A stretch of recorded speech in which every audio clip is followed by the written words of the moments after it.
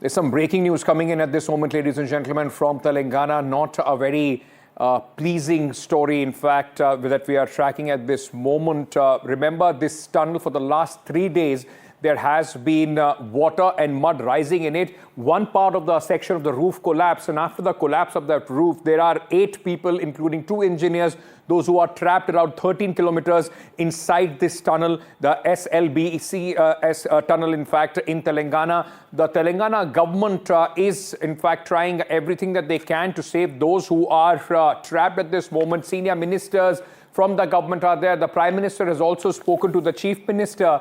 But now there are, immediate concerns as the mud and the water level inside the tunnel is rising. Now, what this is doing at this moment, there are questions being raised on the stability of this entire project, and the rescuers are finding it very, very difficult to carry on with their efforts. Let me go across straight to my colleague, Uma Sudhir, who is joining us. In fact, ladies and gentlemen, as I was telling you, the rescue operation could, in fact, at this moment, could put the workers, those who are trapped, at risk, and that, Uma, becomes the big worry as far as the government is concerned and the rescuers are concerned. Whatever they are doing, they do not want to jeopardize the situation further.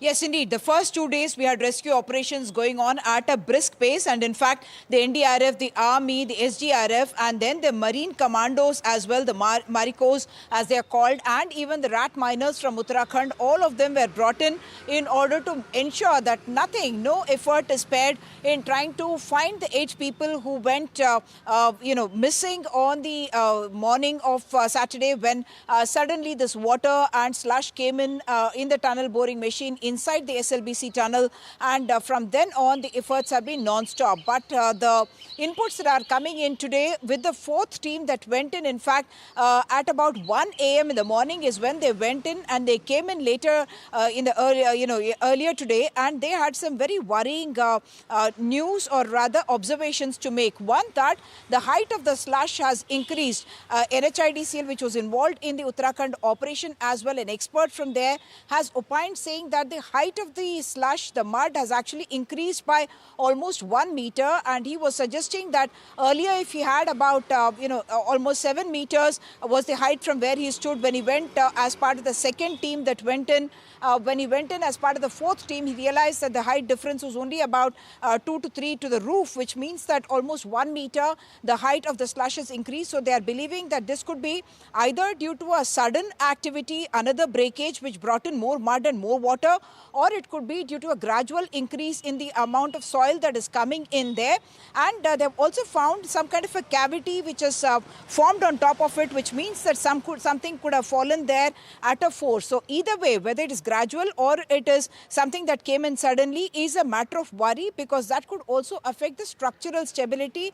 And the NHIDCL expert has in fact warned them that possibly they should not have intense operations as of now before they get more inputs. And there is also an Australian expert, Chris Cooper, who has come in, who is saying that the area there is unsettled, and therefore it may not be a good idea now to intensify the operations. And that's one reason why with more slush coming in, more mud than water in that area, the Marine Commandos have been put on standby. The rat miners have also been put on standby.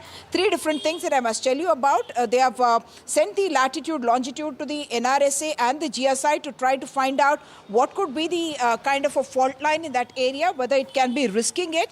The second one is to make sure that there is no structural stability issue, so that if the rescue team goes in, they should not be put to risk. And they are also talking about that every minute, of course, 3,200 liters of water is coming in. That is not so much of a worry, because they say that is normal process when a tunnel is being dug, that is being dewatered all the time simultaneously as it is happening. So just to give clarity to our viewers, this was the inlet side where digging of about 14 kilometers had already happened, or rather 13.5 kilometers had happened.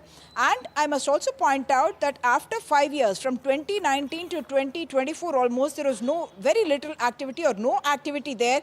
It is only recently that the tunnel started getting dug once again. The boring started only very recently. This is a project that dates back to 2006, and from 2006 to 2014, we saw about 28 kilometers being dug. 2014 to 19, only about 5 kilometers or less. No activity in the last 5 years. And in the last few days, when the activity has again begun, this huge challenge that now coming in. Uma, let me ask you this. Has there been so far, any contact or any sort of signs that the rescuers have picked up about the people, those who are trapped? Unfortunately, there's been no contact at all since 8:30 a.m. on Saturday. They did try first, of course, the mobile phones, because there is connectivity in that area, like we found out when the minister, in fact, spoke to NDTV from the area, from 13 kilometers area till where the locomotive had, in fact, gone. And after that, they have to, the visuals that we may be showing about a conveyor belt on which they're traveling about 800 meters to 1 kilometer to reach the spot where this machine is. So today, of course, the tunnel, the inside the tunnel, they did take in a small excavator. There is a proboscope that has gone in to try and find out. The probe will be sent to find out what exactly is happening inside. They also tried to send in some gas cutters to cut the metal, because this tunnel boring machine itself, Ankit, is almost like a 3-story building. It's that huge, and it's about 200 meters in length. And that, in fact, got cut, or rather thrown about 200 meters away because of the impact of whatever the activity that happened there. And that's why extreme caution being now exercised, because remember, all this is in fact under the Amrabad Tiger Reserve.